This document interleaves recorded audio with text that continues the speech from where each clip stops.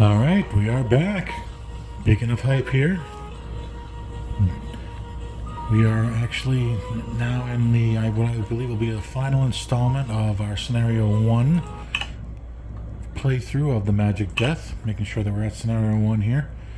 We last left you, we had finished everything all the way up until the, basically getting all of the in-depth interviews done, past the press conference, and all we had left were the arrest warrants. And seeing all the possible scenarios play through, and I'm going to subject you to the press conference one more time.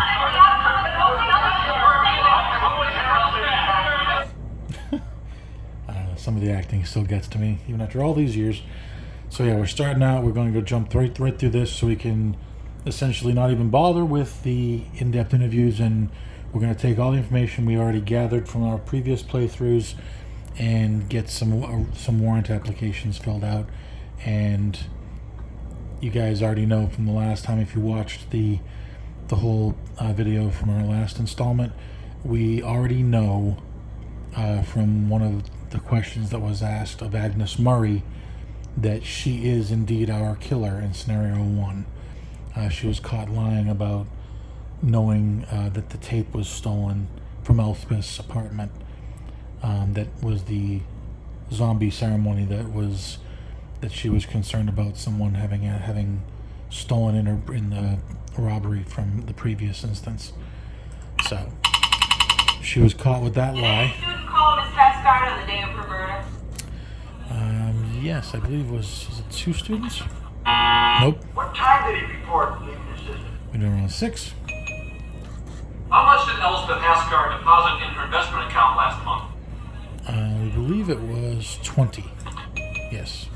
How many suspects were O positive? Nah. What is the meaning of the broken mirror found at the crime scene? I had to go with the long one. How far does Richard Neiman live from the victim? We know that was 2 blocks. How much does Alyssa Palmer weigh? Oh, Alyssa. Let's go with 109. Nope. Was the victim's apartment locked? No, it wasn't. What is the estimated time of death? It was around 9:30 to 10. Yes. How much does Jamaica Baldwin weigh? Oy, let's go with 105. Nope. I've seen more successful. I don't know, guys. I'm not good at these things. I think you need to do a little more investigating. This is right up there with, if anybody here is like me, a wrestling fan, Mr. Perfect, Kurt Hennig. He would, off camera, he would be likely to get a hole-in-one in golf, get everything perfectly done on any sports that they were doing for his vignettes. Just promoting the fact that he was perfect at absolutely anything and everything he did. But then when the camera rolled, they had to mimic it a little bit and to make it look like he was actually getting it right on every take, when in fact that wasn't the case. So much like the press conferences, it seems like whenever I'm not recording these, that's when I breeze right through them. How much does Mark LeMay weigh? If they never asked me about weight again, I'd be fine. Let's go with Mark being 155. Nope. For her investment advice. It was Glicken, Ross, and Briggs. Excuse me. How many suspects were O positive? So we tried 3 last time. Let's go with 5. Nice. What aspect of the murder is not typical of a zombie ceremony? Why? What aspect of this press conference involves you yelling at me? Okay. We're not typical.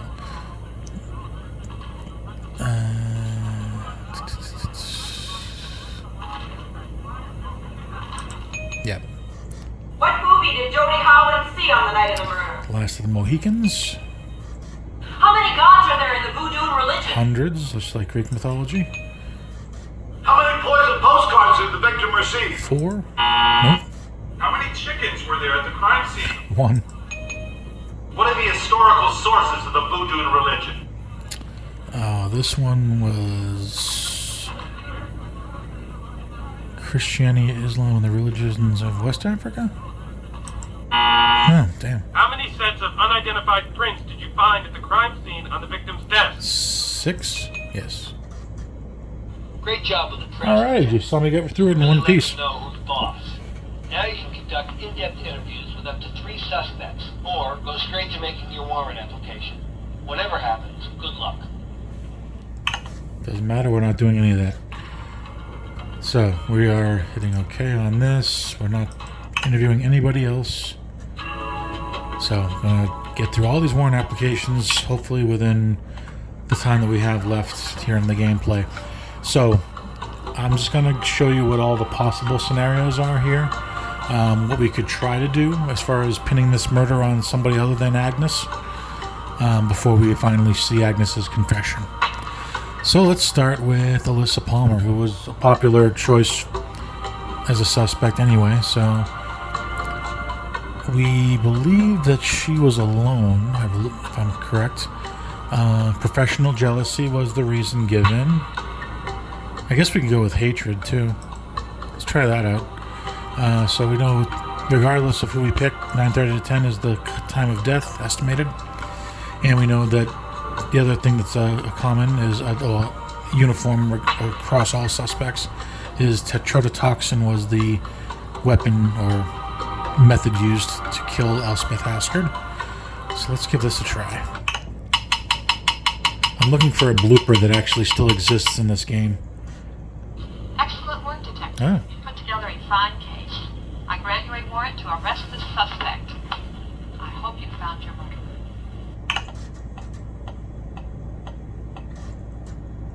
Although Alyssa Palmer reported spending the entire night alone last night, this was not the case. For 2 hours, from 9 to a little after 11 o'clock, she was actually 4 blocks away at the home of her mentor on the faculty, a woman named Harriet Sellers. The 2 women were plotting for a way to prevent Elspeth Haskard from receiving the Nobel Fellowship. They thought they would take some of Alyssa's research, plant it in Elspeth's apartment, and then accuse her of plagiarism. This morning, when Elspeth showed up dead, Alyssa freaked out and lied to us. She just came down to headquarters to admit this. Professor Sellers has corroborated this, as has the professor's husband. Alyssa Palmer didn't kill Elspeth Haskard. You still have time to make another arrest. Good luck. Okay. Just for the fun of it, I'm going to try some other random motive. Just to see what is said, if anything. Because, like I said, in my previous time playing one of the 4 virtual murder games, there is a case where when I tried to pin the murder on somebody, the judge that approves or denies our application, there actually is a blooper, or if you want to call it a mistake, where she actually like either becomes short of breath or like coughs or chokes at some point when she's trying to give her line, and they kept it in. They just kept rolling, and just you can even hear the judge say, like, after they're done clearing their throats, like, okay, here we go, and they start all over again. But they kept it in there, probably figuring that maybe no one was going to utilize one of the motives for a particular suspect. So that's why I know it exists in one of these games. It's just a matter of finding it again, because I didn't obviously make a note of it when I was younger playing this. I just was entertained by it, but it's cool to think that there's actually stuff like that still embedded in the code here, or in the disc, whatever you want to call it. Let's try religious reasons. See what the motive says. Just a reminder from the chief. You've got We won't do this 5 for every days left. suspect. I just want to try it out. Detective, everything about this makes sense to me, except the motive. I can't give you a warrant to arrest. Please go back and check the facts, then reapply. Okay. Alright, so I don't think we're going to get anywhere with Delgado. I've tried before, but we'll give it a whirl. Like we know, again, 9:30 to 10, tetrodotoxin, regardless of who we pick. What would be his motive if we're going to apply this at all? The only thing I could think is possibly money? Money or something uniform like anger or hatred. Professional jealousy even. But we know that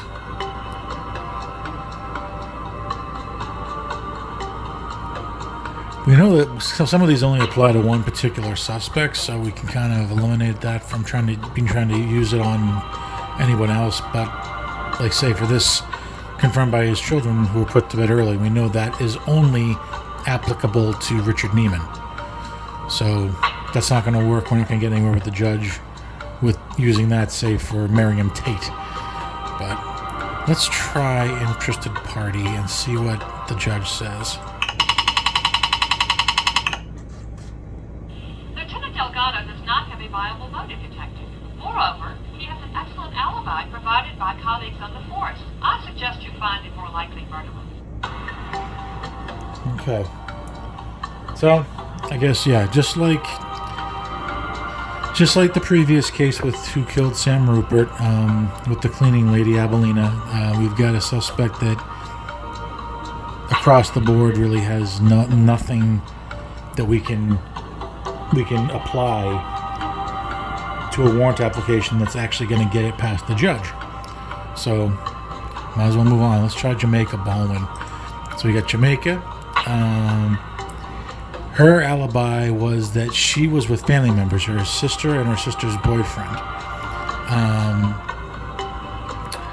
We could try religious reasons for her.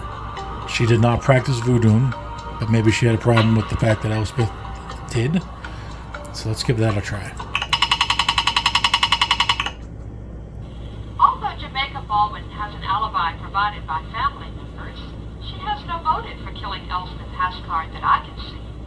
Please go back and check the other suspects, Detective. Interesting. So Jamaica. Huh. Well, I mean, let's try money.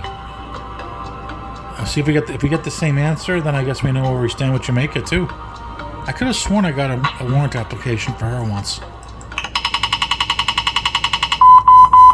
Detective, there are 4 hours left. Have you looked at the apartment yet? Although Jamaica Baldwin has an alibi Okay. provided by family members, she has no motive for killing Elspeth Hascard that I can see. Please go back and check the other suspects, Detective.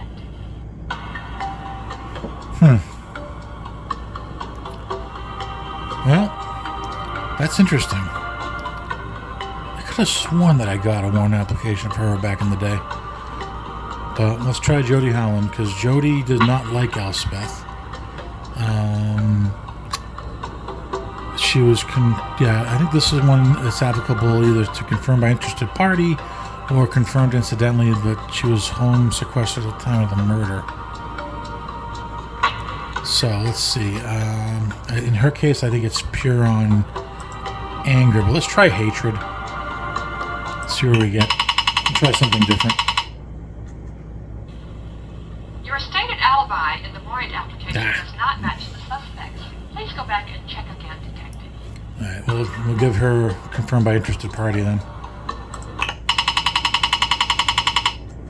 Considering the facts, I think your motive for this suspect is a bit of a long shot, but I'll grant you a warrant. Okay, here we go.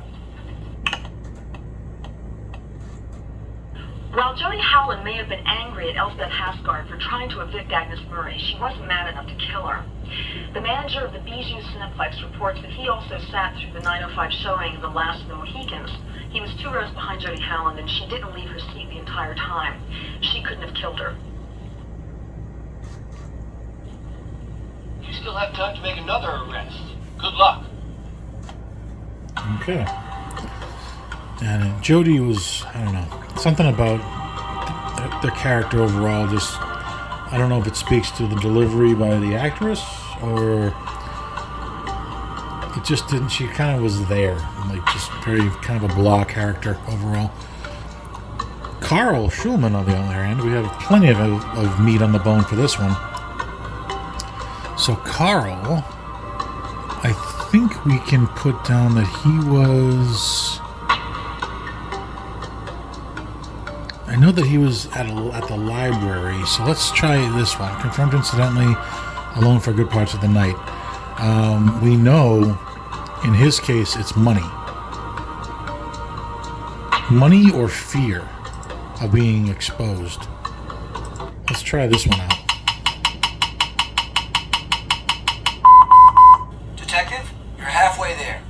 3 hours down, 3 hours to go. Considering the facts, I think your motive for this suspect is a bit of a long shot, but I'll grant you a point.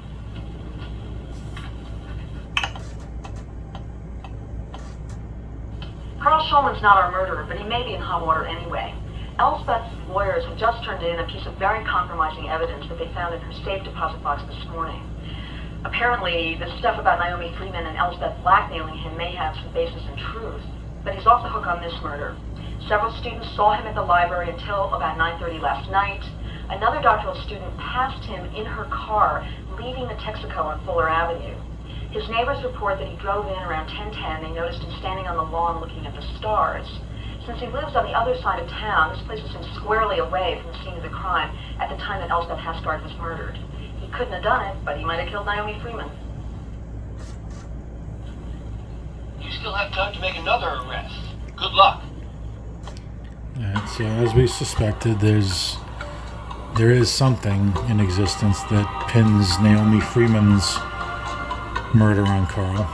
But he didn't kill Elspeth. We knew that. So we are going to jump over Agnes for the sake of seeing what happens with these other ones. Let's give her brother Damon a call. Let's give him a try. So I think he was home sequestered because he has a roommate. In his case, I believe it's definitely money. So let's give that a try. Could have been anger or hatred too. Excellent work, Detective. You put together a fine case. I grant you a warrant to arrest this suspect. I hope you found your murderer. Damon Hasgard didn't read Stephen King last night. It's more like he played it. He has a secret study group that meets every Monday night in his room to investigate the paranormal. They come in and leave via the tree outside his window. A little odd, I know, but they seem harmless enough, a bunch of innocent young kids. The phone calls that his roommate heard him making later on were Damon Hasgard calling several friends trying to raise some money. Several of them corroborate that he was terrified that his sister was going to take him to court to pay her back. She had apparently threatened this. I don't think he would have made these phone calls if he had just killed her. We still have to find our murderer. You still have time to make another arrest. Good luck. Okay. And now on to Mark, the on again, off again, but mostly off again boyfriend. Him, I think we can probably say, let's give the incidentally he was alone for good parts of the night. In his case, we have a bunch of things we could try. We could try love, anger, hatred, or sexual jealousy. Let's try sexual jealousy and see if that's good enough, or if we get told it's kind of a stretch. But I don't think it would be, considering what we know.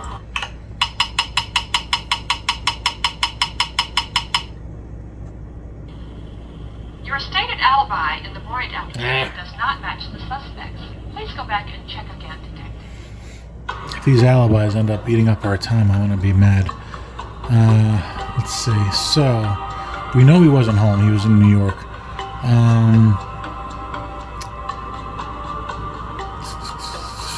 So I guess we have to go with this.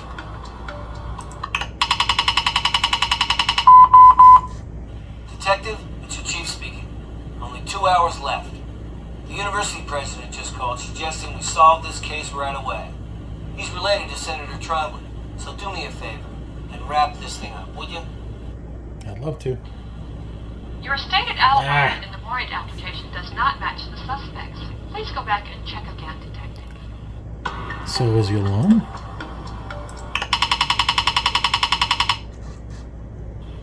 Sexual jealousy is the motive for many murders in my experience.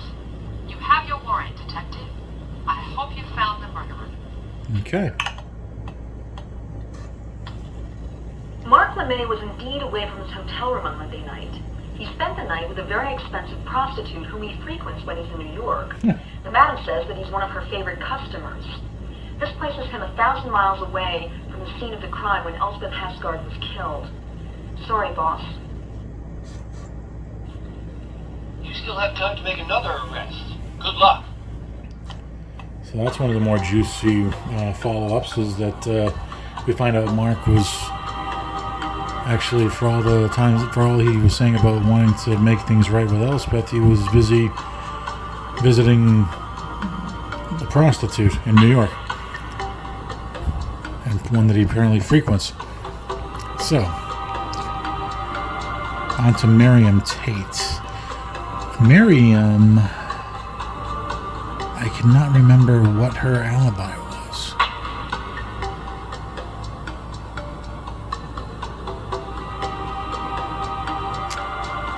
Let's try this one.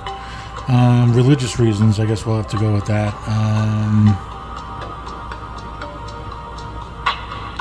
Yeah, let's give this a try. We are running out of time here, so this might be really, really close.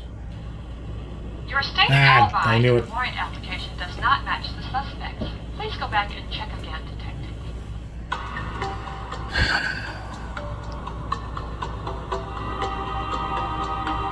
I guess we can try this one. 1 hour. Detective, only 1 hour left. Use your time wisely. From here on, every minute counts. Yes. Excellent work, Detective. Okay. You put together a fine case. I grant you a warrant to arrest this suspect. I hope you found your money.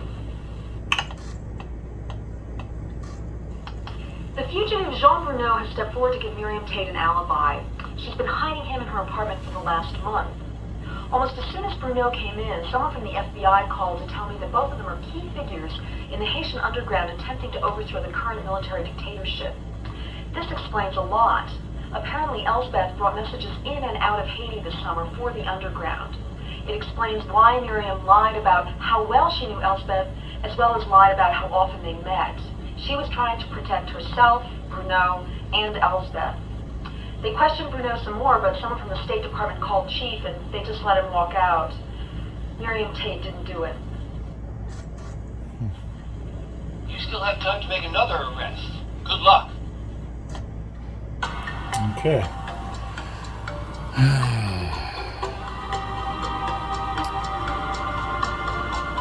So we got Paul Budnick. I'm gonna assume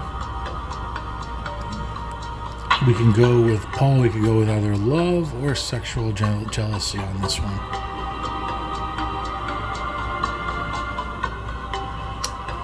So we know Paul's alibi involves being at his apartment, and he does have roommates. So we know this doesn't apply. This doesn't apply. I think either of these could apply. I mean, if we end up using up too much time, then obviously you'll see one of those jump cuts, and we'll be right back here with 6 hours to go, roughly. So let's try. I don't know. Let's try love. It's worth a shot.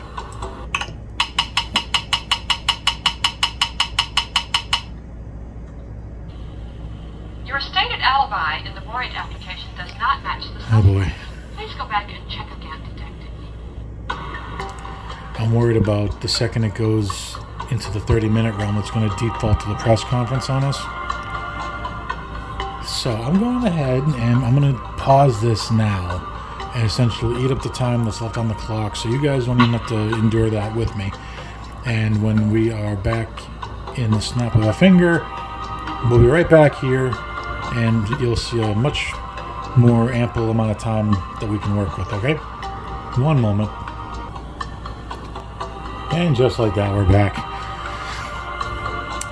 And if you'll notice, we got 5 hours, 50 minutes on the clock, which means I actually breezed through the press conference in one attempt, thank God, and did not get a single question wrong. Again, if it was recording, I probably would have struck out at least twice before getting this far. But so we were leaving off with Paul Budnick. Again, he has roommates. But I remember at one point I think he woke somebody up when he was printing something, if I recall. And we were going to try love as the motive here. Let's give this a try.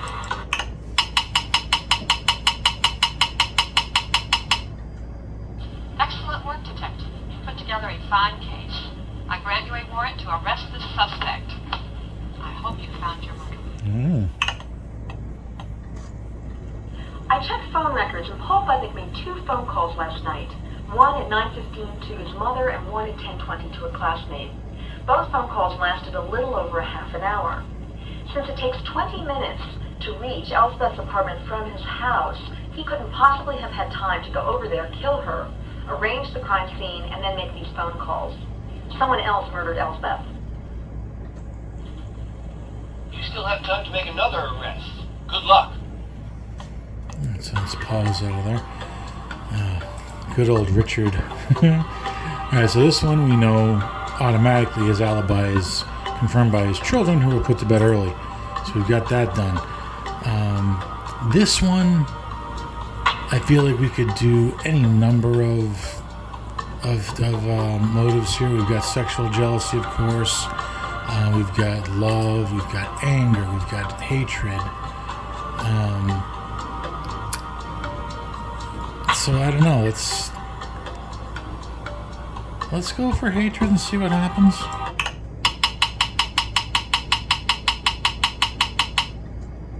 Excellent work, Wow. Detective. You put together a fine case.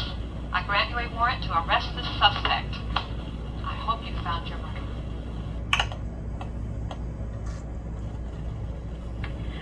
Richard Neiman finally admitted that he did go to the victim's apartment last night. My guess is that he's the guy that Talaman saw coming in when he was leaving. He confronted Elspeth about their relationship, and apparently she laughed right in his face. He went home extremely distraught and went next door to a close friend. The friend reports that he cried for most of the evening until he saw his wife's lights in their driveway at around 11. This places him away from the scene of the crime at the time of the murder. He's not the killer. You still have time to make another arrest. Good luck. If they'd only filmed that scene of him crying to the neighbor about having the door slammed in his face. Alright, so we got Edward Talaman here. So in his case, I think he would have been, yeah, he had his phone conversations with his housekeeper in California and some other person. I think it was his wife. But let's go with that for now.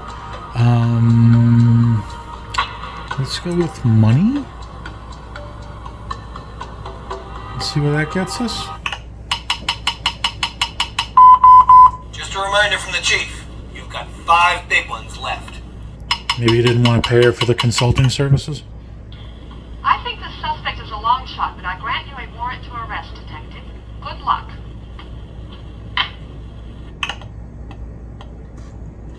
Edward Talaman's phone calls to California took place between 9:30 and 10:15. A room service employee also reports delivering champagne to Talaman at 9:45 and then returning at 10:30 to pick up the dirty glasses. This places him away from Elspeth's apartment while she was being murdered. I'm afraid we'll have to keep looking. You still have time to make another arrest. Good luck. Interesting. Dirty glasses, plural?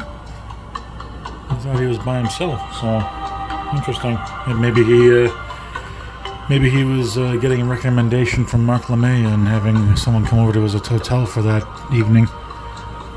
Alright, so we have been through all of the suspects that we were probably going to get an application for, except for one remaining, and we know who that is. We got Agnes Murray.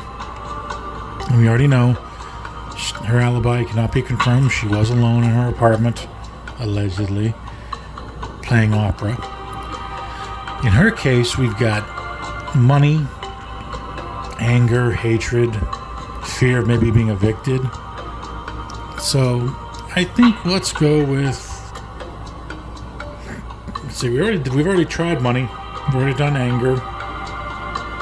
Actually, I don't know if we've done anger. Let's try that.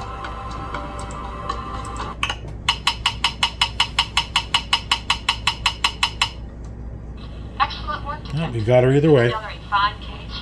I grant you a warrant to arrest this suspect. I hope you found your murderer. And here it is.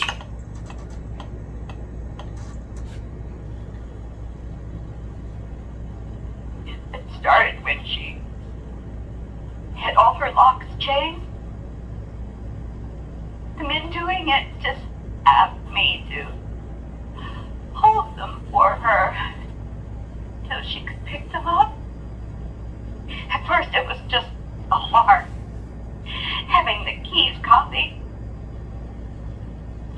She made me feel so angry and so helpless trying to evict me from my apartment. It was a way of having power over her. I didn't plan to use them.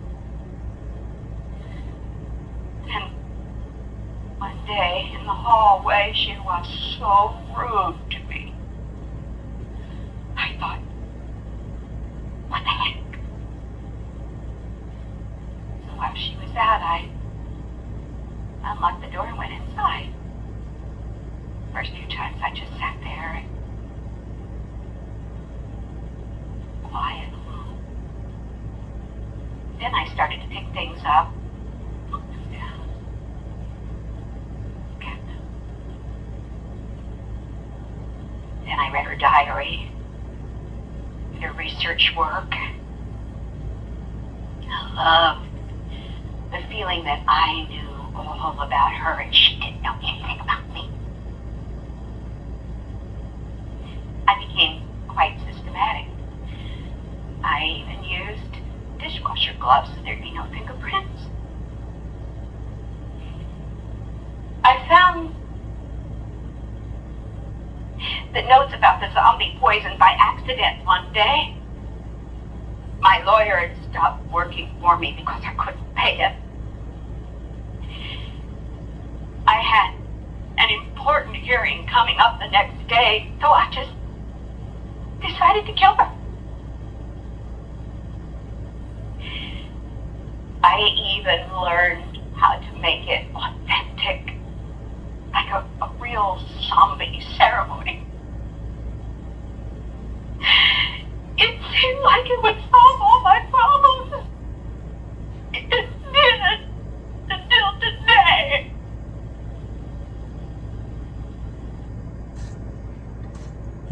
Outstanding work, Detective.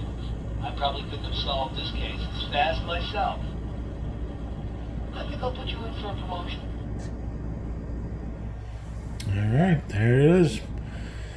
You have successfully arrested Agnes Murray. She is murderer number 1 of 3 possible murderers. To play the game again with a different murderer, start over from the beginning, click on the inspector icon, and change the murderer to number 2 or number 3. Awesome. So, there we go. I remember, I think that was actually the numbers can get kind of, like, I think, like, I didn't realize at first what that icon even meant, and so I just would play them through, and I believe actually the Agnes Murray scenario was the last one I played when I first started playing these games as a kid, and I was legitimately shocked by that one. I couldn't believe that I actually had got a hit by accusing her. And sometimes we have to remember, this is why I'm showing you guys all of the in-depth interviews and things like that, because the odds of someone missing that little lie that she told us, we would not have even known.